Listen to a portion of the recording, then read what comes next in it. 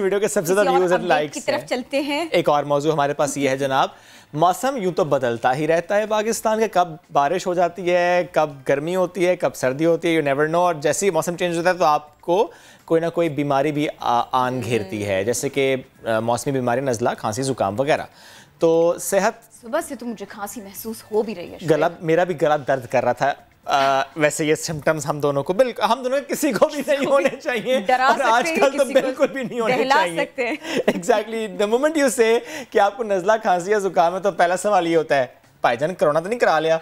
चलो जी, इससे मुतालिक बात करते हैं कि अपना ख्याल कैसे रखें और किन घरेलू टोटकों से इनका इलाज, और अगर आपने इनका बचाव करना है तो कैसे। टोटका एक्सपर्ट डॉक्टर ईसा में ज्वाइन कर रहे हैं। डॉक्टर ईसा, बहुत शुक्रिया। डॉक्टर साहब बताइएगा, मैं सही कह रहा हूँ कि मौसम बदल रहा है या नहीं बदल रहा? बिल्कुल बदल रहा है, और मौसम मानसून के बाद बदलता भी है, और कुछ इसके रंग होते हैं जो नजर नहीं आते हैं। ओके। उस इम्पैक्ट जो उस बदलने के होते हैं वो लाइक आप देखेंगे कि मानसून हमारे यहाँ नहीं पूरी दुनिया में होता है, और जिन मुल्कों ने, जिन कौमों ने निस्बे ईमान रखा सफाई को, वो इंजॉय करते हैं इसको, मानसून को। लेकिन हम आधे घंटे एंजॉय करते हैं, फिर 8 दिन रोते हैं, क्योंकि हमारे यहाँ क्लीनिंग और सफाई के मसाइल बहुत हैं। फिर उसकी वजह से होता ये कि जब ये पानी मुख्तलिफ जगहों पे खड़ा हो जाता है ना, तो बहुत सारी बीमारियां पैदा होने लगती हैं। आपको पता है कि नज़ला, जुकाम, खांसी, बलगम ये तो अपनी जगह पे हैं, लेकिन इससे आने वाले जो और मसाइल है, जहां जहां पानी खड़ा हुआ है, बहुत बड़ी तेजी के साथ अफजाइश होती है इस सीजन में डेंगू की। और जो कुछ अरसे के बाद आप देखेंगे अगले महीने ये खतरनाक होगा हम लोगों के सर। लिए अभी ही उसके केसेस रिपोर्ट होना शुरू हो गए हैं, स्पेशली अगर हम पंजाब की बात करें तो। जी जी जी, ये बिल्कुल सही कह रहे हैं, और ये इसकी पीक जाएगी, इसकी पीक अगले महीने। तो इस मौसम के अंदर आने वाले जो मसाइल हैं, होता ये कि जब प्रॉब्लम आती है तो हमारी आंखें खुलती हैं। हम लोगों से कहते हैं कि उस मसले से आने से पहले आप होशियार हो जाएं। ओके। तो अब ये देखें कि बहुत सारे लोग हैं जो इस वेदर के अंदर उनको ड्राई कफ होता है, यानी कि ड्राई कफ होता है। तो ऐसे लोग, जाहिर बात है, हमारे मुल्क में बहुत सा बड़ी आबादी है, और एक ऐसी बड़ी आबादी जो आपके चैनल को देख रही होती है, तो वो चाहती है कि हमें कोई ऐसी चीज बता दें जो हम घर में बैठ के बनाएं। तो मैं लोगों से कहूंगा जिनको खुश खांसी हो, तो खुश खांसी वाले लोग क्या करें, अपने घर में 1 टीस्पून शहद ले लें, 1 टीस्पून उसमें हनी डाल दें, 1 टीस्पून शहद, 1 टीस्पून यानी कि हनी जो है 1 टीस्पून लेना है, अदरक का रस लेना है आपने 1 टीस्पून, और चुटकी जो है उसमें आपने काली मिर्च डालनी है। आपने ये सुबह शाम लेना है। खुश खांसी के लिए बेहतरीन दवाई है, जबरदस्त, सो इजी। अच्छा, फिर कुछ लोग वो होते हैं जिनको खांसी के साथ बलगम होता है, वो खांसते बेचारे, फिर उनको बल आए। तो ऐसे लोगों को ये करना चाहिए अपने घर में, और ये बड़ी आसान सी चीजें हैं। उनाब जो हैं वो अच्छे खासे 50 रुपए में मिल जाते हैं, रेड कलर के बेर की तरह होते हैं उनाब। आपने 5-6 दाने उलाब के लेने हैं, और उसके अंदर आपने डालना है गुने बनफशा की चपटी, थोड़ा सा गुले बनफशा उसमें डाल दें, और साथ में 2 इंजीर डाल दें। और चौथी चीज इसमें जो आपने डालनी है वो थोड़ी सी मुलेठी डालनी है, और 1 कप में इसको पकाना है। ये भी सुबह शाम अगर पिएंगे तो बलगमी जो खांसी है, जिसमें आपका चेस्ट वगैरह ब्रीथिंग का मसला होता है, ये उसके लिए बेहतरीन होता है। अच्छा, मैं हमेशा एक चीज कहता हूं लोगों से कि अल्लाह ताला, ये बात जो हदीस है, ये मैं बार बार उसका मफहूम रिपीट इसलिए करता हूं कि जैसे अभी हमारी बात हो रही थी कि भाई डेंगू आने वाला है, तो अल्लाह कहते हैं कि मैं नहीं उतारूंगा जमीन पर उस बीमारी को जिसकी दवाई मैं पहले ना उतार दूं। अगर आप मार्केट में गौर करें तो मिठे आए हुए हैं।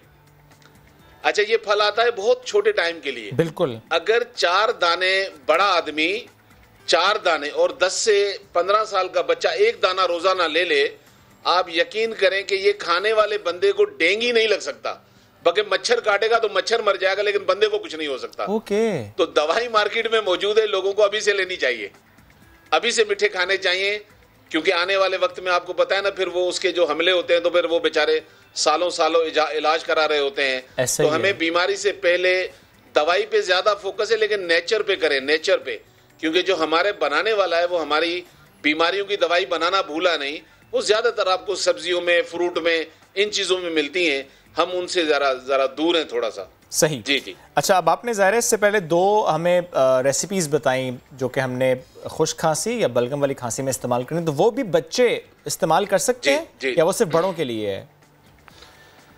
जी बिल्कुल, ये आप 1 साल के बच्चे को भी 1-2 टीस्पून वक्फे के साथ दिन में 3-4 दफा पिला सकते हैं। उसके खुराक का वॉल्यूम कम होगा, लेकिन ये उस पर भी काम करेगी। और ख़ास तौर पर जिनकी इस वेदर की वजह से एलर्जी ट्रिगर हो जाती है, सही, बहुत सारी हमारी बहनें हैं जिनकी स्किन खराब हो जाती है, एलर्जी की वजह से रेडिशपन आ जाता है, तो उन लोगों को ये करना चाहिए अपने घर में। मैं 4-5 चीज़ें बता रहा हूँ और ये आसान है, आप किसी भी पंसार से जाकर ले सकते हैं। गुले बनफशा, गुले गाओजबा, उनाब, सौंफ, गुलमंडी, ये 5 चीज़ों का पाउडर बना ले, चाय की तरह मोटा मोटा अपने घर में रखें। ये मल्टीपल काम करेगी। नज़ला, जुकाम, खांसी, बलगम, एलर्जी, आप दिन में 1 कप पानी लें, 1 चमची डालें, 2-3 जोश दें और उसको छान लें। अगर शुगर नहीं है तो फीका पी लें, और अगर शुगर नहीं है तो आप जाहिर बात है उसमें शहद वगैरह डाल के इसको पी सकते हैं, और बेहतरीन है, इस मौसम के लिए बेहतरीन है। और इस मौसम में एक और प्रॉब्लम भी होता है, खांसी, नज़ला, हल्के बुखार के अलावा जिनका ऑयली स्कल्प होता है उनका प्रॉब्लम बढ़ जाता है जी। अब वो बार बार शैम्पू करें, फिर हेयर फॉल शुरू हो जाता है, बाल मैनेज करना मुश्किल हो जाते हैं। आप प्लीज थोड़ा सा इसके बारे में बता दीजिए। इसका बेस्ट तरीका तो ये देखें, हमारे यहाँ तो जैसे अगर मैं अपनी बात करूं तो मेरे पास जब लोग आते हैं तो मैं ऐसी सूरत में ट्री ऑयल इस्तेमाल करूंगा, लेमन ऑयल इस्तेमाल करूंगा, किसी और ऑयल में। लेकिन हर आदमी की रेंज नहीं होती है, तो आप घर में करें और बहुत अच्छा करें, मेरी दवाई से भी अच्छा करें, तो आप थोड़ा सा योगर्ट ले लें। थोड़ा सा योगर्ट में एक पूरा नींबू निचोड़ लें और उसको बालों की रूट्स में लगा दें, जैसे मेहंदी लगाई जाती है बालों की जड़ों में। 20 मिनट उसको लगाने के बाद उसको पानी से साफ कर लें, उसके बाद आप चाहें तो शैम्पू कर लें। तो ये सुबह का अगर किया हुआ है तो आपको इंशाल्लाह रात तक पसीना या वो जो पानी आता है स्कैल्प में वो नहीं आएगा। और वो जो कॉम्बिनेशन हेयर होते हैं कि स्कैल्प तो आपका ऑयली है, सर की जो जड़ है बालों की उसके पास से तो वो चिपचिपे हो रहे हैं, लेकिन वो नीचे आते आते बिल्कुल डल हो रहे हैं, ड्राई हो रहे हैं बाल, उसके लिए क्या करें? हाँ, उसके लिए बेहतरीन तरीका तो ये है कि अगर आपके जैसे ड्राई होने की भी जरा मुख्तलिफ लेवल है, कुछ कम ड्राई होते हैं, कुछ वो ड्राई होते हैं जिसको हम आम जुबान में कहते हैं भाई झाड़ू वाले बाल, यानी कि बिल्कुल वो रफ टाइप के हो जाते हैं। तो ऐसे लोगों को बाल सॉफ्ट हो जाएं, नरम हो जाएं, तो उनको चाहिए कि 1 बनाना ले लें, 1 बनाना नरम बनाना ले लें, और 1 केले के अंदर उन्होंने ऐड करना है 1 टेबल स्पून जो है castor oil. 1 table spoon castor oil डालना है। ये मैं आम चीजें बता रहा हूँ जो घर में मिल सकती है। और उसके अंदर 1 टेबल स्पून वर्जिन ऑयल डालना है या कोई भी कोकोनट ऑयल डालना है। इन तीनों को आप ब्लाइंड करके ये एक पेस्ट सा बन जाएगा। अब ये बालों को आप अगर लंबे हैं तो आप यूं लगाएंगे, और अगर छोटे हैं तो आपके बालों के रूट्स में लगाएंगे। ये पेस्ट पूरे बालों को लगाकर 20 से 25 मिनट के बाद वॉश कर लेंगे, तो वो जो बालों की सॉफ्टनेस है वो भी आ जाएगी और आपकी स्कैल्प भी सही रहेगी।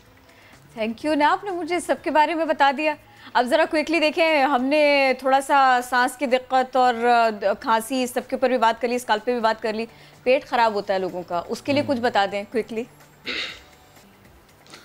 अच्छा देखें, इसमें क्योंकि ये वेदर ऐसा है, इसमें ज़्यादातर डायरिया, मलेरिया, लूज मोशंस ये हो रहे होते हैं, और ख़ास तौर पे बच्चों को, छोटे बच्चों की क्योंकि इम्यूनिटी बहुत डेवलप हो रही होती है, तो इस दौरान उनके ऊपर इम्पैक्ट आता है, तो जाहिर बात है माँ बाप मजबूर होते हैं, एंटीबायोटिक पे चले जाते हैं।